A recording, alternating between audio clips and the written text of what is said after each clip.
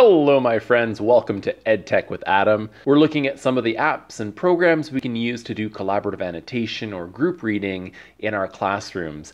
Now, today we're on to Microsoft OneNote, which is, in a way, it's a little bit similar to Google Jamboard. Of course, OneNote came out a long time before Jamboard did, and it has a lot of different features, which kind of makes it similar, but also very different. And today we'll also be comparing the free version to the paid version. Both of them work quite similarly in terms of the ability to do collaborative annotation, but the paid version has a few more robust features that will kind of count in our table of analysis here that we'll be using and going through step by step to see how OneNote functions for collaborative annotations. So let's dive right into it here. So I'm going to be doing most of my stuff today on the free version just because I know that we have a lot of teachers out there who are either Google school districts that don't have subscriptions to Microsoft, or you have people who are just using completely different platforms, maybe people using Kami app or Seesaw or some different ones that, and again, may not have the subscription, but still it's good to know that you can use this program if you want to. So as usual, I'm going to go to my handy dandy go-to openstacks.org, free amazing open education resources, my astronomy textbook here. I'm going to just highlight this as I always do, and I'm going to right click and copy. I'm going to jump back over to OneNote, and I'm going to press Control V, my handy dandy keyboard shortcut there. Now, in the free version, it doesn't usually allow you to copy and paste both text and images. If you're using the paid version, you can very easily, but since it's the free one here, let's hop back over and we're gonna copy, right-click, copy this picture. Back to OneNote, I'm going to click somewhere to create a text box, and Control V, and there we go. My picture should be loading up here in just a moment. Might take just a second here, depending on your internet, your bandwidth. There we go. So we have this picture in here. So this is a little big for my taste. Let's make it a little bit smaller. Here we go. So I'll move this maybe just off to the side for now. And let's start going through the table and finding out what we can do in terms of annotation. So in Microsoft Word, we were able to just highlight a sentence here, and you would get, with the formatting options, an option to write a comment or an annotation. That's not the case here in OneNote. However, what we can do is more in the traditional annotation sense, is go into the drawing tab and choose one of these, maybe the pen, and we could choose a color, and we could do what I used to do back when I was in high school, manually underline it or circle it, and then we could write our own annotation next to it saying something like wow or amazing. This would be a lot faster perhaps if I was using maybe a digital pen and pad, if I had one of those, and that would make this work quite nicely actually. And I can do this with a bunch of things. I usually choose some of these like radio or television, and I ask my students about TV shows.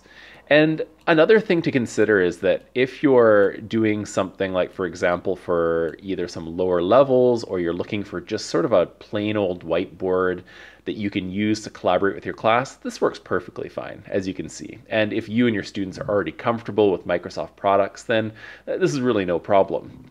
So I've annotated a few things here, so that kind of checks off our annotation box. Let's hop over to a prospective student's account. So I'm going to change over here. So this is actually the view from another account, so from the student. And as you can see, it's collaborative. I can see the annotations here. Now, let me see, I can make my own annotation. Maybe I'll choose a different color. And if I was teaching this in a class, I'd likely ask my students to maybe try to choose different colors so we can help distinguish them. And we'll find out why later. But let's just choose something. Maybe I'll highlight this and I can say, wow, hi, and whatever you want to write for this. So in a way, we can annotate. Let's talk about responding to annotations. Well, this is going to be a lot more manual than it was in some of the other platforms we looked at. And we can't just respond to annotation, but maybe we could comment and we could ask and start a discussion and say why. And another thing that you could consider is while you're doing this, this is something you could maybe do in conjunction with a Zoom chat with your class. So people could be talking, they could be drawing, writing, and it would be pretty interesting in that way. But in any case, looking at it from the surface, coming back to our table here, it does allow you to respond to annotations in a way. Now the next two parts are, can we find out who annotated what? Can we single out or filter individual users? And unfortunately, in OneNote, it's pretty difficult to filter who did what and who posted what. So that's something that's not going to be possible here, especially in the free version with a lot of these limited features. There really isn't that much we can do to identify what our students did and who did what. So if we're trying to grade this, which brings us to another part, it might be a little difficult. We could potentially get our students maybe to like sign their initials next to their annotations, but other than that, it would be quite challenging. Now, in terms of being able to edit the original text, well, this is a good opportunity to try because I'm on the student-facing account. So my teacher put in a lot of work to get this text ready for us to do our collaborative annotations. And what if I decide to go to my typing tool and highlight something and just click delete?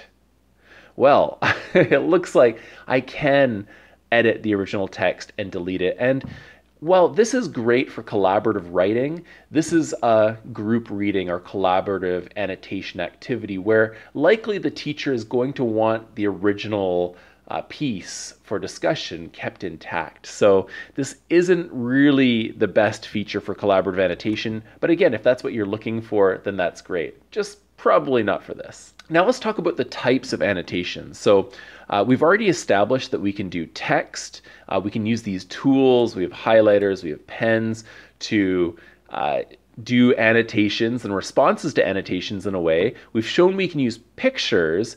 Now, so the free version, though, does not really give us a lot of options. So if we go up to insert here, we can see that, for example, we could potentially put in a file or a table or a picture. And table is quite unique. We don't see that in any of the other platforms that we've talked about thus far, except for some of the word processing ones like Google Docs or Microsoft Word.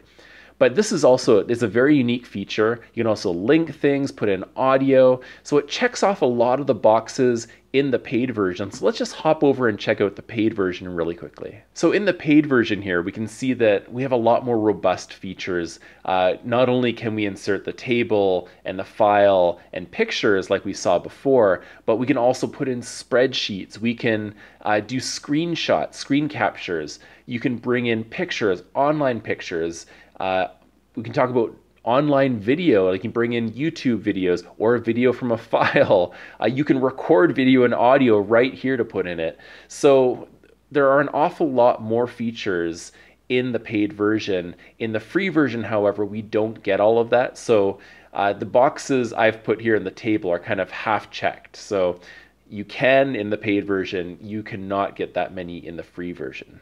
So we're back here in the free version. Now let's talk a little bit about compliancy. And similar to what I said about Microsoft Word, Microsoft is in a great position because right from the get-go, they arranged for having servers in Canada and the United States so that schools in each country, and this is also valid if you're possibly working from another country. You might be in a situation where you have to follow certain rules. And in Canada, we have FIPA compliancy. In America, there's FERPA compliancy, and Microsoft works for both of them. This means that you shouldn't have any issues getting these programs approved for use in your school or institution.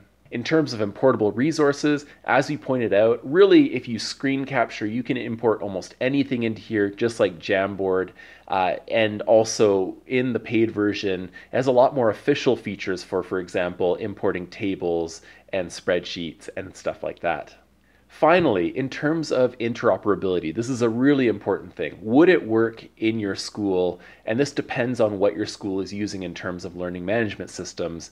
And as you can see here on the table, Microsoft, of course, being a massive company that's been in education for so long now, they've already set up relationships with most of the major learning management systems. So if you go in and you want to use Microsoft Word, or at least open the files, it's very easy to do in, for example, my home platform of Canvas that I use at my university. We can just embed Microsoft files in there. There are little apps that you can use to really make everything easy to access within the learning management system, which is really convenient. But of course, at the same time, for example, homeschoolers or distance learners, who might not have access to those subscriptions or might not have access to learning management systems, of course, Microsoft Word functions as a standalone program as well. That's it for today. I hope this helped everyone and brought you one step closer to coming to an idea of which collaborative annotation system you want to use for your educational context. And if you have some issues or you have some challenges with tech, something you really want to do, let me know, and I'd love to try to help you and see if we can find a solution, maybe make some videos comparing some different products, and really, most importantly, find something that really works for you. If you feel like these videos would help a colleague of yours or someone you know, please share it with them. If you haven't subscribed yet, please leave a subscribe, leave a like, and as always, learning is everything, everything is learning, and stay healthy. Bye-bye.